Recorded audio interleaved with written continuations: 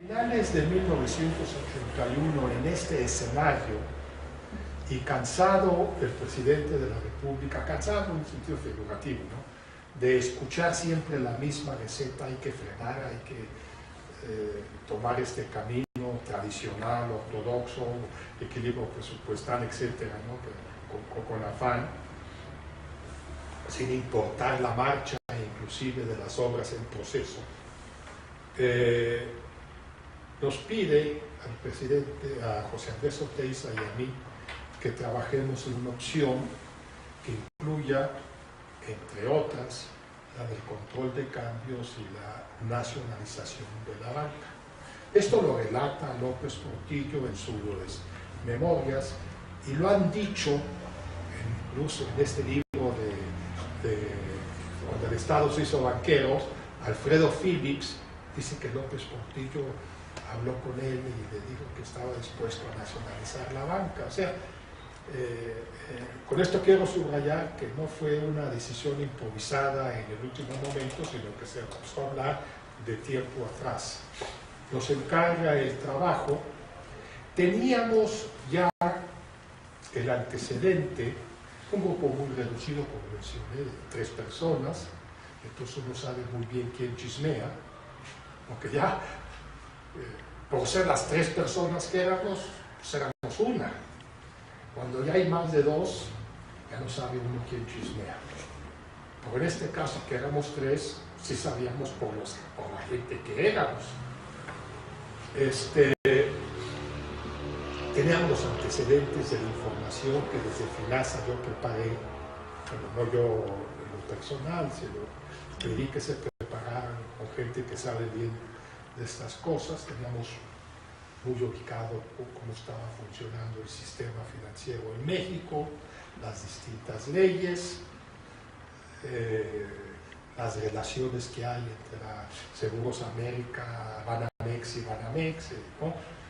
Es decir, teníamos el cuadro bien preparado, sabíamos muy bien la estructura de depósitos, sabíamos muy bien dónde estaban las sucursales y quién las tenía, sabíamos muy bien, no las personas, porque eso no se sabe, pero sí los porcentajes de cuántos clientes tienen, qué porcentaje de dinero. Todo está concentrado en México, está concentrado los estudios universitarios, concentrados, todo está concentrado. Es un país de alta concentración, entonces muy pocos son los que tienen. Conocíamos muy bien cómo entran las divisas y quién las usa. O sea, teníamos por una parte la información de carácter legal, normativa, y por otro la información básica, tanto de balanza de pagos como del sistema financiero. Y la seguimos trabajando. Ya teníamos el método, pues era cuestión de añadir cada mes pues el dato más reciente, ¿no? Y entonces empezó a preparar los decretos de expropiación de la banca y del control generalizado de crédito. El sistema financiero en México era, en aquel entonces, una actividad reservada al Estado, pero que por A o Z razones estaba dispuesto el Estado a dar en concesión a los particulares. Era un servicio público concesionado, como lo es la televisión, por ejemplo. Y entonces, ahora ya no, ahora es un servicio público sujeto a autorización. La diferencia es abismal. En un caso, el Estado se reserva ese servicio, pero lo concesiona a los particulares, y ahora pues nada más autoriza a alguien en Hacienda que sea un banco. En aquel entonces no, había un contrato de concesión entre el Banco Nacional y el Estado. Era un servicio público concesionado, sujeto a reglas y normas. Entonces, lo primero que se estudió, esto ya es en detalle, pero es interesante porque se cubrieron los distintos aspectos, es si tenía o no introducir una controversia con los concesionarios del servicio, que eran muchos, por muchísimos, más de 80 y tantos, y el procedimiento para romper una concesión, un servicio público concesionado, es muy dilatado, tiene todo un procedimiento de las partes, pues que para todo efecto práctico iba a ser imposible resolver, desde luego en el año que quedaba. Pues no era ni política ni en términos de tiempo conveniente, porque iba a ser mucho ruido. Si ahorita yo resuelvo suspender Televisa, yéndome por esa vía, pues vamos a tener escándalo durante 2 años mínimo, que duraría la bronca, el pleito. Entonces se descartó por esas razones, razones de tiempo y razones políticas, y porque además iba a ser muy difícil detallar al centavo todos los argumentos pro y contra, iba a ser muy dilatado. Entonces se pensó que la mejor forma sería, aprovechando la experiencia cardenista, decretar la expropiación, porque eso fue lo que sucedió, fue un decreto expropiatorio de los bancos, de los activos de los bancos, porque era lo único que se podía expropiar, los activos de los bancos. Entonces empezó a trabajar el decreto expropiatorio. Borradores iban, pero eso no tomó más de un par de meses. Entonces tenía listo el instrumento legal y ubicados los bancos y sus operaciones. O sea, se tenía el instrumento legal y que está permitido, la ley de expropiación lo permite, por utilidad pública, por interés público, copiando, no literalmente, ¿no?, sino copiando la experiencia de la industria petrolera.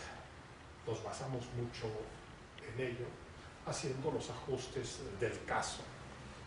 Y teníamos toda la información, repito, hasta dónde estaban la sucursal H del Banco J en el pueblo X. Tenemos ubicado y de estructura de captación,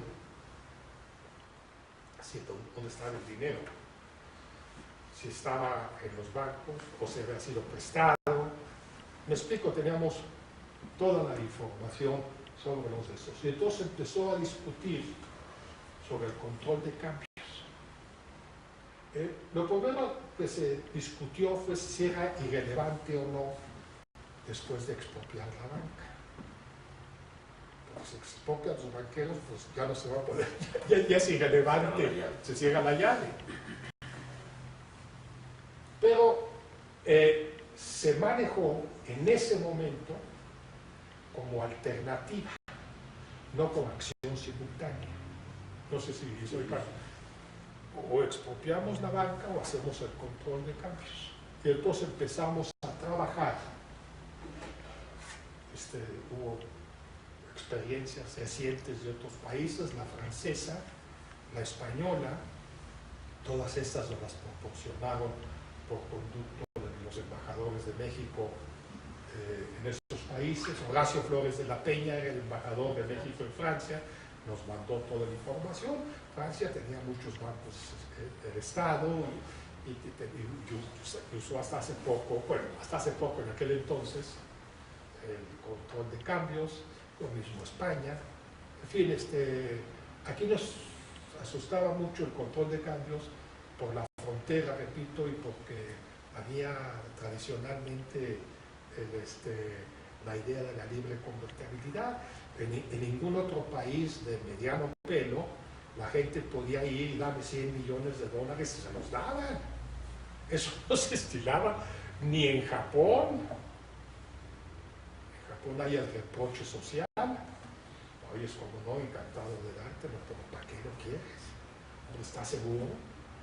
¿Y qué va a decir aquí tu compañero? ¿No? Hay controles distintos. Pero pudimos armar información también muy amplia y sólida de otras partes del mundo y teníamos muy bien ubicados a los generadores de divisas y a los usuarios para el grueso de las divisas. Ojo, para el grueso de las divisas. No teníamos a John Smith que traía dólares a Tijuana, ni a Juan Pérez que se los cambiaba y se iba a San Antonio. Por eso no lo teníamos. Por eso no era significativo. Repito, si uno analiza quién genera divisas y quién las usa, se da uno cuenta de que son, relativamente hablando, muy pocos los generadores y los usuarios. Incluso en el turismo, porque hay, repito, ya todavía, en aquel entonces lo manejaban y todavía los grandes operadores mayoristas y además viajes todos pagados y tarjetas de crédito. La gente no viaja, ni en aquel entonces ni ahora con el dinero en la bolsa. Viaja con una tarjeta y $10. Incluso si de repente necesita más dólares, va al cajero automático y saca otros 10. No anda con el dinero en la bolsa. Es decir, el dinero, pero sigue siendo importante, no digo que no, pero se mueve de otra manera. Y el dinero de los turistas también. Entonces teníamos un buen panorama de lo que se necesitaba, de la demanda probable de dólares y quién la iba a ejercer en realidad, y los que iban a generar esas divisas, que repito, en aquel entonces, en más del 90%, están los datos, era el sector público a través de sus distintos instrumentos, sobre todo el crédito y petróleos. Quien obtenía divisas era el gobierno vía crédito y vía petróleo. Y jitomates también, y camarones. Y algo de minería, porque el Estado tenía minería, y el acero también, que exportábamos bastante. Digo, los pequeños detalles de estos. Entonces tenía una buena idea. ¿Y quién las necesitaba? La gente endeudada tiene calendarios de pago con el exterior, ¿no? Por ejemplo, unos usuarios importantes de divisa es la maquila, que genera y necesita, importa, ensambla y saca. En aquel entonces pues, eran unas 200 maquiladoras, es decir, en un papel se sabe lo que necesitan, y lo tenía muy bien ubicado Patrimonio y Fomento Industrial, que tenía a cargo la cosa industrial, maquilas, la industria automotriz, que también era gran usuaria de divisas. Se tenía, en fin, estaba bien ubicado los de estos. Y entonces, lo que había que diseñar para la cuestión del control de cambios eran los aspectos operativos, mecánicos de la cuestión, y la cuestión de las ideas, lo que la gente va a decir, dificilísimo. Esto último, porque el tipo de cambio se convirtió a lo largo de los veintitantos años en que estuvo estable, de 54 a 76, en algo intocable, en algo mágico. Incluso el presidente López Portillo llegó a decir en algún momento, presidente que devalúa, se devalúa. Lo dijo cuando generosamente, y lo dice López Portillo en sus memorias, Echeverría resuelve devaluar en el 76, dice, generosamente le quitó el golpe, porque el presidente que devalúa, se devalúa. Entonces, por eso estaba diciendo, a 2 meses de que tome yo posesión, pues, Ya el costo lo había absorbido Echeverría, que le fue como en feria, después como expresidente, como a todos los expresidentes, por lo visto les va como en feria. En México siempre gana la oposición, eso es interesantísimo, siempre le pegan al anterior fuerte, hasta este le pega a Fox, pero no tanto. Pero como le pegaron a Salinas Cedillo y así va uno, ¿no? De la Marina López. En fin, era la operación, todo eso era una cuestión técnica y se tenían los instrumentos básicos que es el sistema financiero, ¿no? Tampoco hay muchas ventanillas. Digo, están bien controladas, no era, repito, el dinero se mueve por el sistema financiero, no echando bultitos de un lado para otro, no como las apuestas del Frontón México, que metieron el dinero en las pelotas de tenis y las aventaban. ¿Se acuerdan cómo eran las apuestas en el Frontón? Así no es. O los gallos. Los gallos aquí. O sea, el dinero se mueve con la banca, entonces es una cosa operativa, no fácil, no había costumbre alguna. El control que hubo en la época de la guerra con el presidente Ávila Camacho era muy ligero y además era en magnitud insignificante. Por el comercio de compensación. Sí.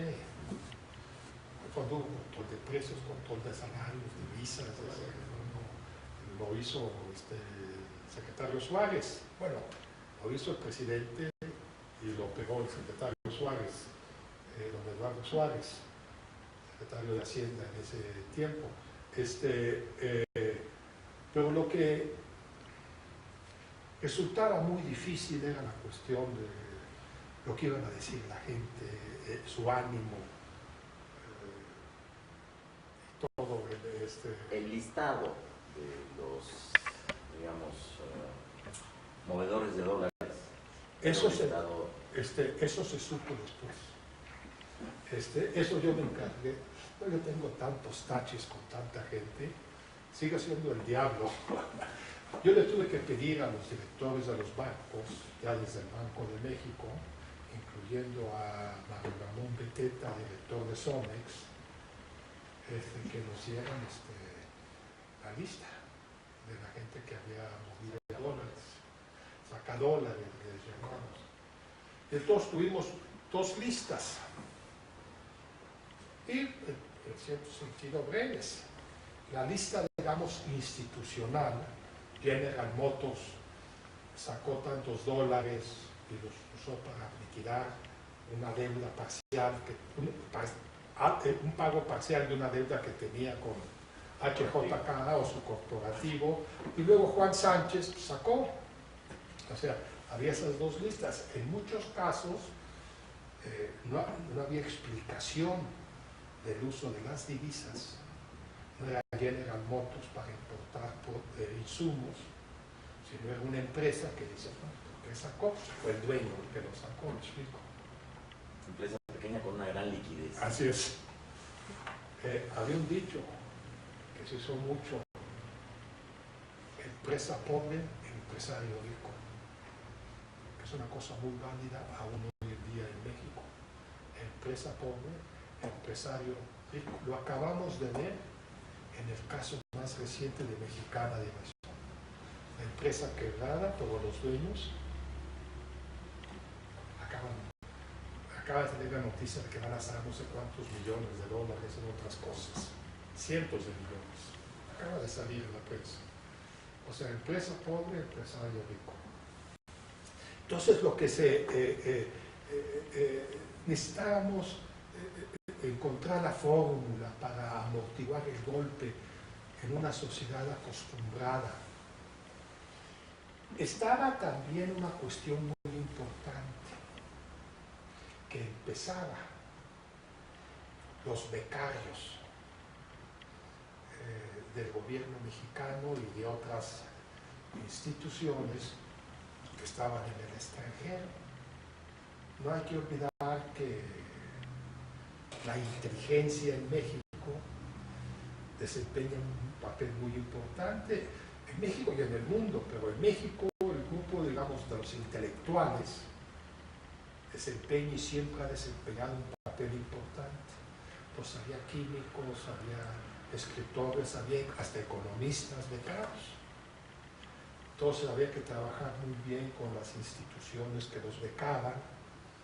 Sí, repito, teníamos una idea clara de los usuarios de las divisas. Sabíamos muy bien que a la gente le gusta ir a pasear a San Antonio, entonces había que prever que había que darles $500 para su shopping, pero no más, no sé si me explico. Y mandarles los 1.500 al becario en Londres o en Nueva York. Si todo eso fue una cosa que se fue armando. Sabíamos muy bien que a los que generaban divisas había que darles las necesarias para que pudieran seguir generándolas. Entonces ahí estaba toda la máquina, toda la industria automotriz. Entonces se tuvo un esquema, se armó un esquema de generadores y usuarios de divisas genuinos, no especulativos. Entonces fue lo que nos sirvió de ayuda para amortiguar el golpe que iba a causar el control de cambios. No sé si me explico. La reacción de la opinión pública de los banqueros, sí, para decirlo breve, ¿no? Así es, pero los banqueros sabíamos que iban a protestar, pero quizás la maquiladora, al tener garantizadas sus divisas, no iba a hacerlo genuinamente, o la automotriz se tenía genuinamente, y los becarios les iba a llegar su beca. Es decir, todo esto tuvo que manejarse haciendo todo tipo de análisis, pero sin que la gente quisiera el análisis para nosotros, para mí en lo particular, se diera cuenta. Entonces, yo le pedí a una persona conocida y capaz, oye, dime quién genera divisas, pero con cierto detalle, pues ahí te va, mira, Pemex el 90%, estoy inventando, ¿no? Pero luego, por crédito, pues el propio gobierno genera el otro 90%. Luego, pues la industria automotriz, todo esto, ¿no? Yo los pedía a gente incluso muy ligada a la UNAM, ya la facultad en ese entonces de economía, teníamos los contactos, los míos y de otra gente que colaboraba conmigo, y se hacían como estudios. Entonces les decía, ¿para qué? Sobre la cuestión financiera, pues lo pedíamos a la bancaria, que tenía que dárnoslos como institución. Dime dónde están los bancos y cuánto captan y la estructura de captación, y nos las daban. Son además información que publica. A veces la pedíamos con más detalle. ¿Me explico? Pero nadie sabía el propósito, porque la efectividad de la medida estaría determinada por su sorpresa. Nadie sabía, ni siquiera el presidente electo, Miguel de la Madrid. Nadie sabía. Y lo dice Miguel de la Madrid y lo dice, y los dos dan el mismo recuento. Yo le informé la víspera a Miguel de la Madrid, dice López Portillo, y dice Miguel de la Madrid, me informaron la víspera. ¿Me explico? O sea, se mantuvo, porque éramos tres, este efecto. Y los trabajos de apoyo, como estos que estoy mencionando, los sacamos, los armamos. La gente dice que no sabe, o si sabe, lo dice de mala fe, que nos aventamos como ergoras. Yo lo único que pido es que si no hubo el desbarajuste que pudo haber sucedido, fue porque hicimos nuestra tarea.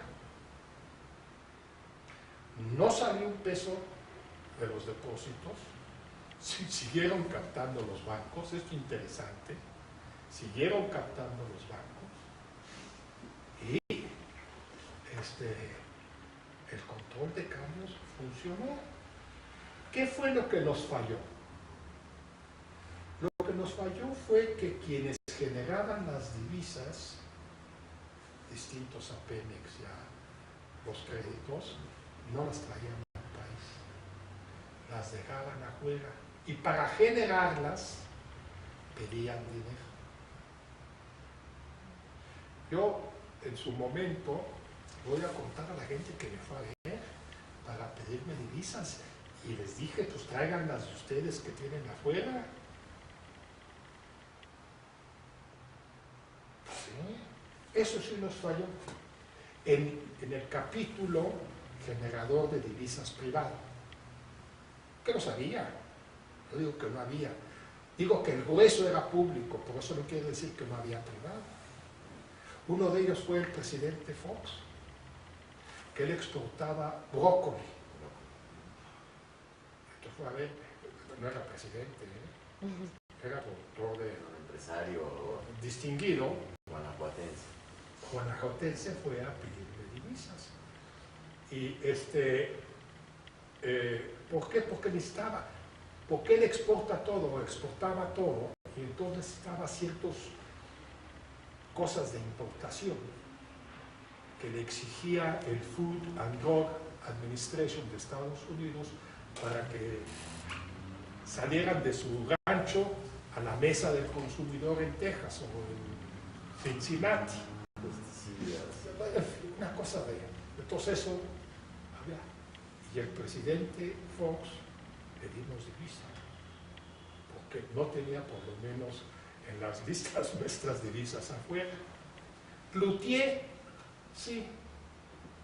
Él era un arrocero, entre otras cosas importantes en Sinaloa, el que después fue candidato, Cloutier. En ese momento no era presidente del Consejo Coordinador Empresarial. No, ya había dejado. Creo que ya había dejado. Fue a verme y le dijimos, trae las que se llevó, trae usted las que se llevó. A ese sí, a Fox no. Fox, por lo menos en nuestras listas, no estaba. Pero repito, en la cosa operativa, lo que nos falló fue que la gente no metió divisas, que las había generado. No las trajo de vuelta al país, las dejó allá por lo pronto. Doble contabilidad. Pues sí, por lo pronto. Pero no, hay gente que dice que hubo fugas de capital, pero ¿cuál fuga de capital? Si no entraba ni un centavo. Nos cerraron la banca. Nos cerraron la banca. Entonces, ¿cómo pudo haber fugas si no había divisas? Las únicas que había eran las de Pemex, porque nos cerraron los créditos. Las únicas divisas, salvo las privadas, repito, eran las que estaba generando Pemex. Pues hay que ver los datos. ¿Cuál fuga? Que hubo gente que sacó en Tijuana o en Juárez dinero, pues seguramente sí. Pero eso no es fuga. Fue lo que pudo meterse en las bolsas. Que a lo mejor hubo un cajero de un banco tranza que dio, pero en todo caso le ha de haber dado centavos. Pero no millones de dólares. Eso se manejaba en el centro. Todos los días hacíamos el presupuesto de divisas, que eran muy pocas. Nos llegaban por petróleos y yo le hablaba al señor Volcker cada semana. El lunes, pues voy a necesitar que me deposite 700. Entonces nos depositaban en la Reserva Federal, nos depositaba en la cuenta que tenía México en la Reserva Federal de Nueva York, 700 millones. Entonces empezábamos a girar y a dar divisas en función de esos 700 y lo de Pemex. Y entonces con base en esos 700 y lo de Pemex le mandábamos los $1,200 al que estaba estudiando en Nevada. No sé si la gente iba a estudiar a Nevada, pero a California sí vaya, a Nueva York. Se los mandábamos. Bueno, pues los mandábamos a través del CONACYT, a través de los canales, y a las maquinadoras que las teníamos publicadas, les decíamos, ahí te va. Las maquinadoras sí tenían que meter lo que generaban, porque si no, no iban a poder generar a la siguiente vuelta. ¿Me explico? Ellos funcionan así. Ya tocó el tema. la Reserva Federal Norteamericana. ¿Qué reacción tuvo? Nosotros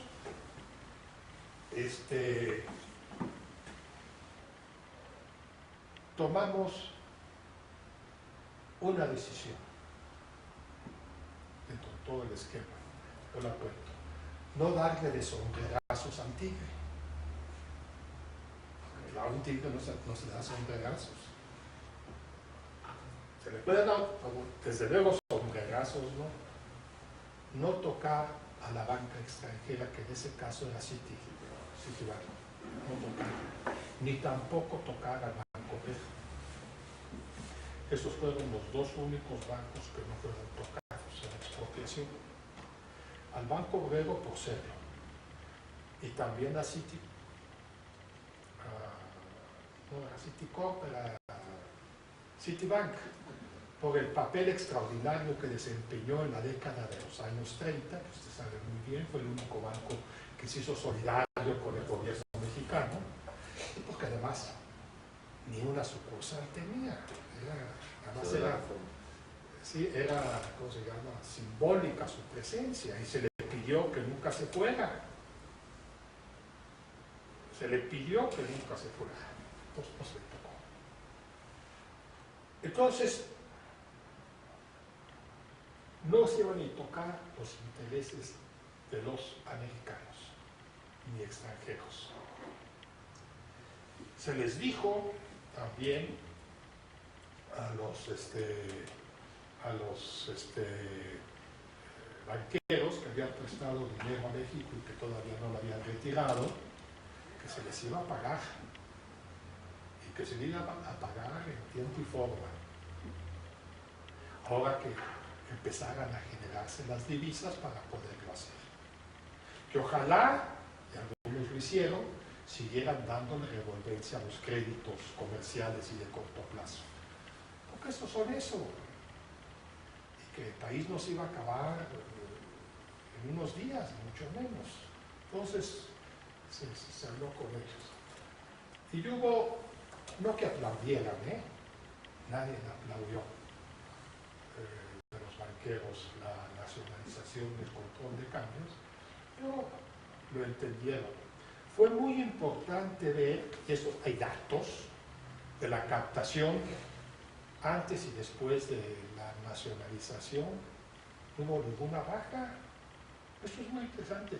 Hubo gente que argumentó, ahí tengo a los nombres que llegaron antes a decirle por qué, sin decirles, se hablaba de repente en general del presidente, sin decirles de qué se trataba, bueno, voy a la banca, así decían, una comida, por ejemplo, que no se hacen estos y todos, y los mexicanos me van a aplaudir, usted quiere, no, me decían, se va a haber una revolución de los depositantes. Pues no hubo nada. El comportamiento de los depositantes fue muy maduro.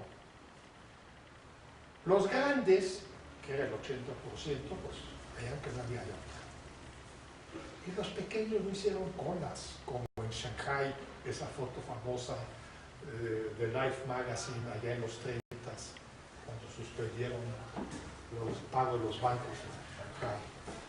O Buenos Aires. O Buenos Aires. O Buenos Aires. No hubo colas, se demostró que había madurez, que esto es importante.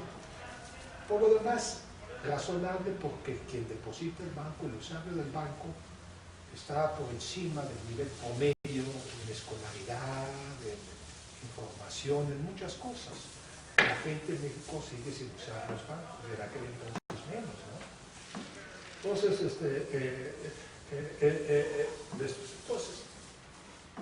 cuando fuimos a ver, bueno, se mandó embajadores especiales, desde 3 días salieron a explicar en París, Londres, Washington, Tokio, Bonn, Madrid, en fin, no sé si algún país me falta, pero para que que se hablara, se les dijera cuál era la situación, que había una cosa especulativa, que nos habíamos quedado sin divisas, que los banqueros habían hecho eso, pero que México iba a cumplir con sus obligaciones, que no había bronca, que estaban suspendidas desde agosto, los pagos, los suspendió, y que esperábamos con esto salvar a la banca, porque en efecto ese era uno de los propósitos importantes, porque estaba muy mal, y también hay datos, aunque ahora los niegan algunos, pero ahí están los datos de cómo estaban. Algunos banqueros piensan que la solución fue muy beneficiosa para ciertos banqueros que querían vender su banco. Bueno, las iglesias, por ejemplo. Muchos banqueros sostienen que había otros bancos, no los de ellos, que estaban muy mal y que para ellos los salvó.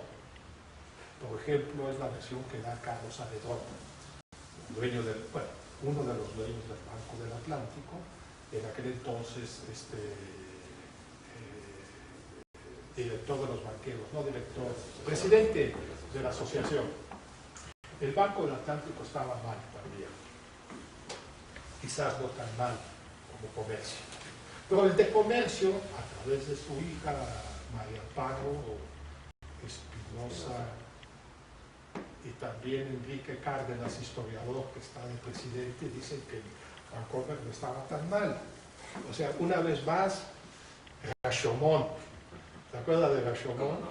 Para mí de las grandes películas que ha habido, o como decía Pirandello, así es, si así os lo parece. Os lo parece, claro. O sea, cada quien tiene su historia sobre el mismo hecho.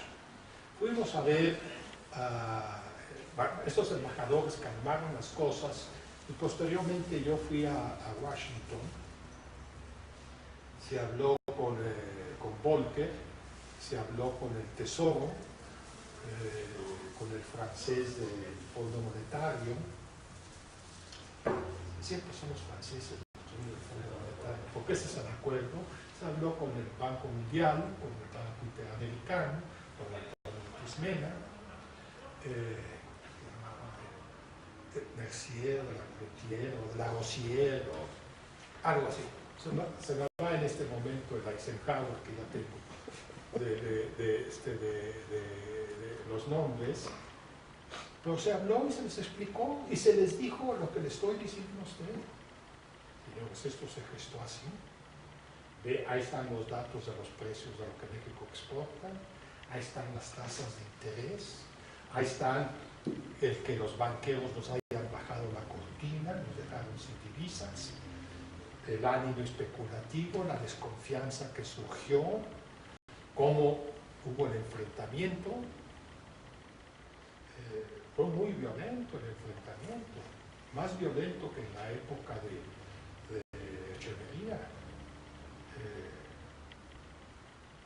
Los rumores, todo, ¿no? Se les explicó exactamente lo que entonces se decidió que dada la situación incluso en la que estaban los bancos, que era pésima, como estuvieron en el 95 y como acaban de estar en el mundo hace 2 años, tonados, es decir, por definición, un banco es un negocio quebrado.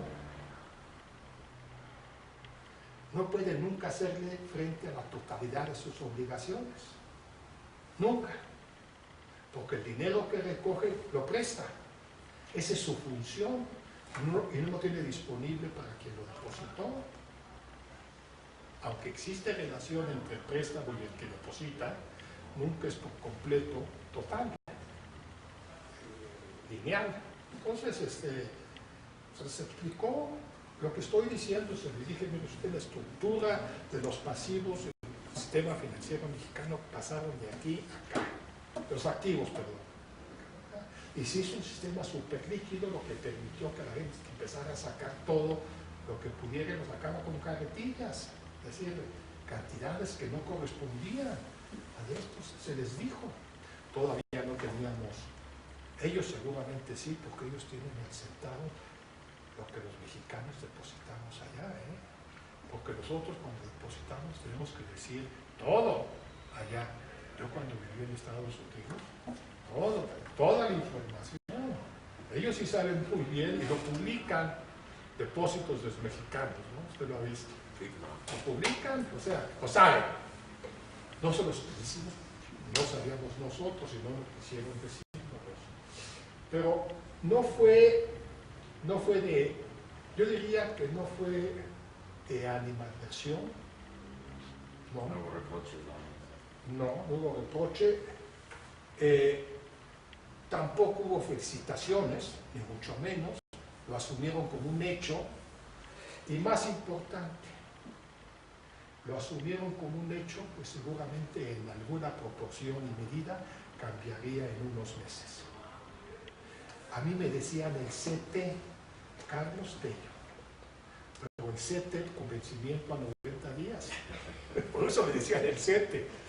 Los chistes en la prensa, yo tengo los recortes, caricaturas, ahí va el CT. Sí, yo tenía vencimiento a 90 días y Miguel de la Madrid empezaba en el 91. Entonces había y Chucho Silva, que era su secretario de Hacienda, que fue nombrado por López Portillo para beneficio de Miguel de la Madrid. Y así lo reconoce tanto Miguel de la Madrid en sus memorias como López Portillo. O sea, ellos sabían que las cosas cambiarían en alguna proporción a partir del 1 de diciembre de 82 con el nuevo gobierno encabezado por Miguel de la Madrid, a quien conocían muy bien, y lo conocían muy bien por distintas razones, porque fue empleado, trabajador, funcionario de la Secretaría de Hacienda por muchos años, del Banco de México por menos, pero también por años, y después como secretario de CPP, es decir, sabían quién era Miguel de la Madrid, su pensamiento, lo que había dicho en la campaña, sus comentarios, sabían muy bien quién lo rodeaba Miguel Mancera por el lado del Banco de México, a quien yo sustituí,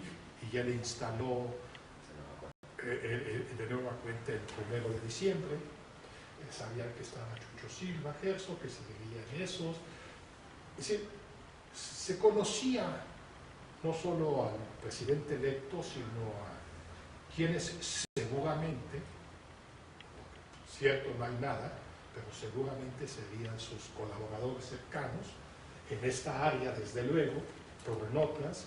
Estos, no hubo reproche, hubo incluso ayuda con el dinero que nos daba la reserva, pues también le convenía, porque parte de ese dinero se usaba para pagarles a proveedores americanos. O sea, es como el FOBAPROA, el préstamo de 50,000 millones llegó a México, lo endosó México y se los devolvió para pagarles a todos los que habían depositado sus dólares en México. Acuérdense de los tesobonos. Igualito aquí, si no nos ayudamos, pues no le pagábamos a los proveedores americanos. Entonces, no se reprochó, incluso, repito, en alguna medida se ayudó, no se nos felicitó, ni mucho menos, lo asumieron como una cosa dada, que se había hecho y que había que asumir, y sabían, porque todo tiene su fin, que el gobierno del presidente de López Portillo tenía 90 días de plazo, irremediable, había sido México y así había sido declarado. Ni Calles intentó reelegirse, el famoso discurso, su cuarto informe después de muerto Obregón, nada. Entonces, dije, vamos a esperar y nos arreglaremos. Pasaron bastantes años, casi 10, para que se devolvieran los bancos, y el control de cambios duró varios años también, mientras se estabilizaba. Es decir, había que crear en los mexicanos, en general, pero en particular en el presidium de los mexicanos, digamos, muy amplio presidium, los que manejan el país dentro y fuera del sector público, un ambiente en el que las cosas podían normalizarse, que el país podía marchar y que no era necesario esa desbandada ni nada, y se fue logrando. Yo pienso que finalmente se logró ya en los primeros años del presidente Salinas, y no del todo. Creo que eso fue una cicatriz que quedó, que no ha cerrado del todo, y entonces la economía mixta, tan elogiada ante tantas décadas dentro y fuera del país, tuvo un rompimiento.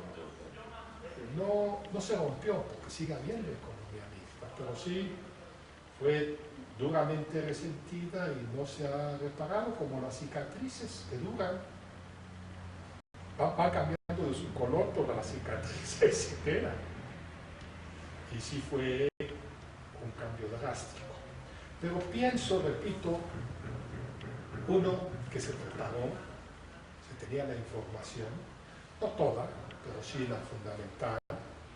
Pienso que se instrumentó por donde debería instrumentarse, que fue los bancos. El control de cambio se hacía por los bancos, porque se decidió al final de cuentas de que podían mejor complementarse el control de cambios y la nacionalización de la banca. En algún sentido el control era redundante, porque estaban los bancos nacionalizados, pero no lo era porque había que operarlo y había que tenerlo para, de alguna manera, educar al usuario de divisas de que estas no pueden disponer en ninguna parte. Hoy en día hay muchos controles de cambios, curiosamente después de esta crisis, en los países de América Latina. Sí, han puesto impuestos, el famoso impuesto Tobin se ha ido generalizando. No se puede ya vivir, el grupo de los 20 lo ha hecho, en un mundo donde los movimientos del dinero no tienen nada que ver con los movimientos de la mercancía. Los movimientos del dinero son cientos de veces más que los de las mercancías. O sea, no hay justificación. Antes, el ratón oro era automático. A déficit, movimiento de capital que lo ocurra.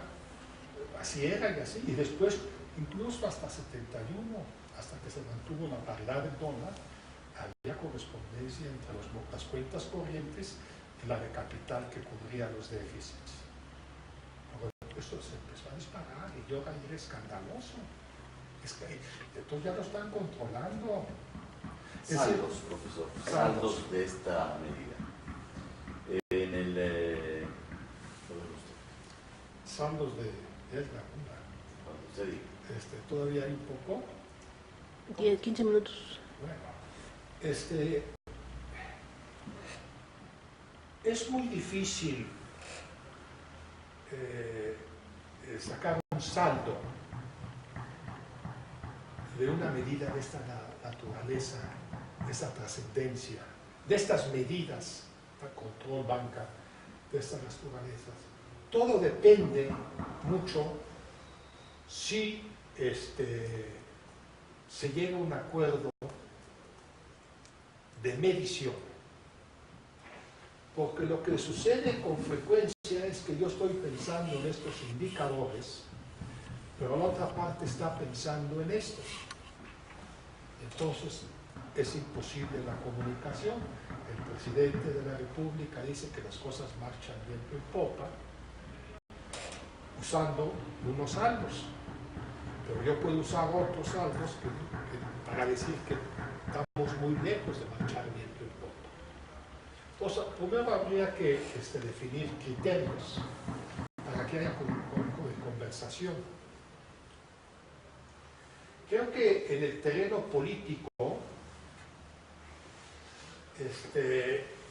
el saldo ha sido costoso en términos de el trabajo y de la construcción de la economía mixta mexicana. Pienso que lo que organizó y la armonía con sus altas y bajas que organizó a la economía mexicana después de la revolución y los problemas que hubo, esa armonía se mantuvo durante décadas, pero creo que sufrió una herida que dejó una cicatriz y ahora esa relación sector público-sector privado quedó lastimada, la confianza mutua perdió mucho y eso va como parte del salto, yo diría.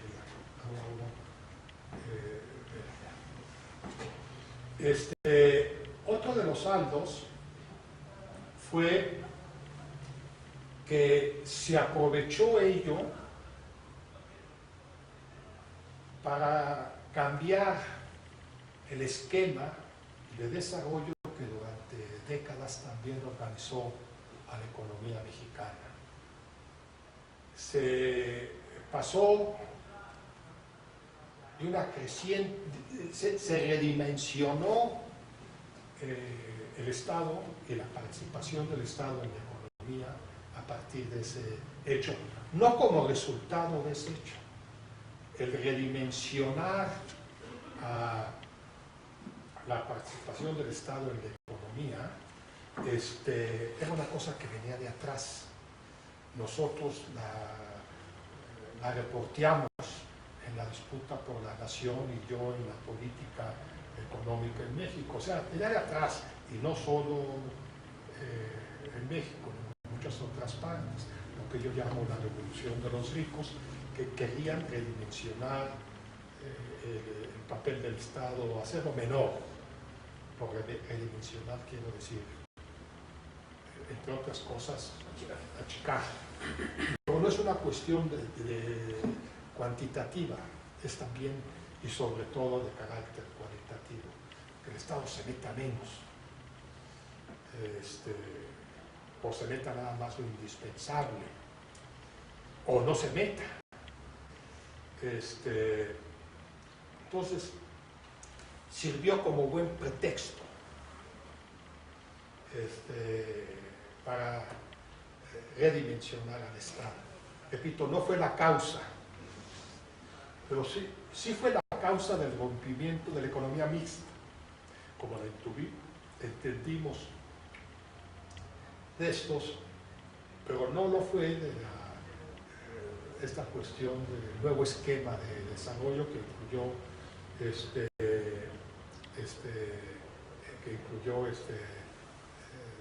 redimensionar el Estado, que se aprovechó lo de la banca y el control de cambios. También fue el momento que sirvió para acelerar un proceso que de atrás venía, que era la apertura. Para 83 y 84, lo dicen los que saben de estos, ya México era lo dice ampliamente quien incluso participó en ello, que fue que está, su cubículo está junto al mío, Gasol, Antonio, que trabajó y los conoce de esto, ya estaba totalmente abierta, ya el ingreso al gas que se había plantado previamente se resolvió en una semana, o sea, porque ya habíamos hecho todo, ya no había nada que negociar, según dijo Herminio Blanco y Héctor Hernández, que fueron los Hernández Blanco en ese orden. O sea, economistas, Héctor de aquí, no sé si Herminio Blanco de aquí, pero economista también, del colegio. En fin, ahí eso aceleró, eso. Yo pienso que eso fue, que la apertura fue buena, pero que su instrumentación fue muy torpe. Aventamos el agua, el agua sucia y el vino. Creo que si se hubiera pastoreado más la apertura, hubiera sido mucho mejor, como lo hace Vietnam, como lo hizo desde luego España y Portugal cuando se incorporaron a la Unión Europea, bueno, a la Comunidad Europea en aquel entonces, cosa más pastoreada, más cuidada, menos libre, menos abrupta, que el mercado resuelva, ¿no? Hay que pastorear. Pero sí, los maestros. Creo que el sistema, hay toda una polémica, creo que el sistema financiero mejoró mucho. Es decir, estoy dando yo el indicador que utilizo y después, ¿no? Entonces yo pienso que el sistema financiero hay gente que no. El Estado fue un buen banquero. El Estado fue un buen banquero, lo dice gente que estaba súper en contra de ellos, lo dice Fernández Hurtado, Francis Suárez, Chucho Silva Gerso, lo dice gente que estaban súper en contra. Pero que lo diga yo, está bien, pero que lo digan ellos, pues alguna razón han de tener, si yo no tengo ninguna. Entonces, yo pienso que fue favorable los resultados en función de todo esto. Sí, y eso es importante, y eso sí es de lamentar, sí marcó un parteaguas en la relación sector público-sector privado. La economía mixta, que repito, fue pilar y de la que hablaron maravillas mucha gente dentro y fuera del país. Vernon, el dilema del crecimiento de México, Roger Hansen, hablo de economistas que ya no se ven, pero que escribieron libros de una trascendencia enorme, el propio Clark Reynolds, la estructura económica del siglo XX mexicano. Era el modelo de economía mixta. El modelo que fue copiado en muchas partes del mundo. O sea, no digo que hayamos inventado la economía mixta, esa viene de tiempo inmemorial, no, sino que la forma en que México se estructuró, con la división del trabajo que entrañó, entre ustedes inviertan y ganen, y yo me cargo de la política, y los ayudo a invertir y ganar y les doy garantías, pero no se metan. Eso no funcionó muy bien, esa división del trabajo. Yo acabo de sacar un artículo, unas notas en Economía Informa sobre esto, el desarrollo estabilizador y la economía mixta mexicana. Es decir, funcionó, pero sí se lastimó. Tan se lastimó que a pesar de que la política que instrumentó el presidente Miguel de la Madrid les era favorable, no comprometieron su dinero con el país. No hubo prácticamente formación privada de capital. Todavía hoy, y lo vemos por los datos, no hay completa confianza a pesar de que 10 años de gobiernos panistas, que en principio serían favorables a los intereses. La desconfianza que hoy existe de los empresarios con el gobierno del presidente Calderón, Felipe Calderón, es enorme. No vienen los de afuera, o vienen muy poco, los de adentro prefieren hacer pan Bimbo en Estados Unidos y comprar David Lucy Cock, que no sé cómo se llama. Sara Lee, que es excelente el pastel de queso que hace, por cierto, el de Sara Lee, muy rico. Pero es muy interesante ver. Yo atribuyo que fue 82 donde se fracturó, pero el que haya continuado hasta la fecha también requiere explicación. ¿Me explico? Es decir, requiere que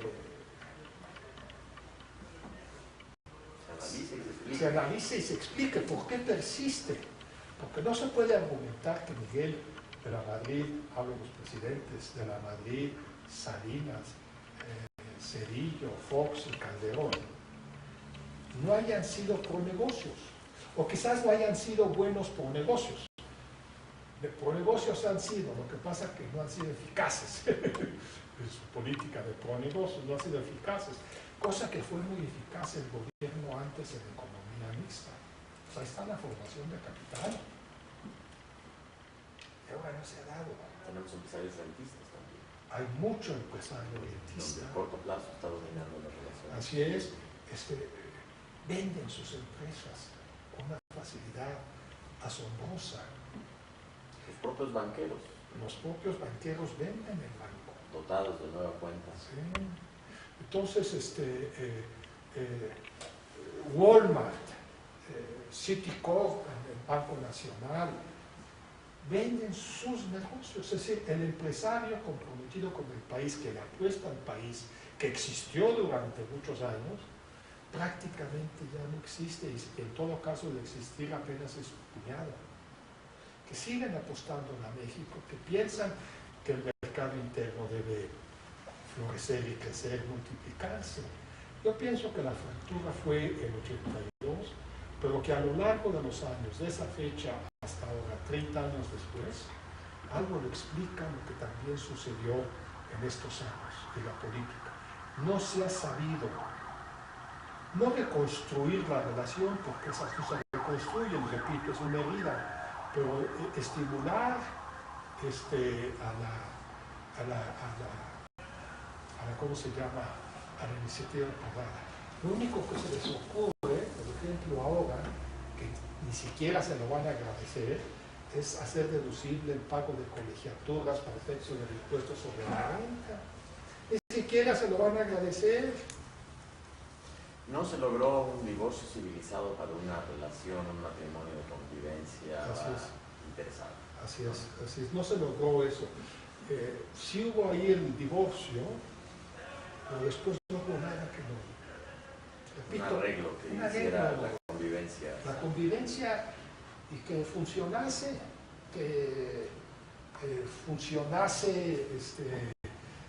de manera eficiente. En otro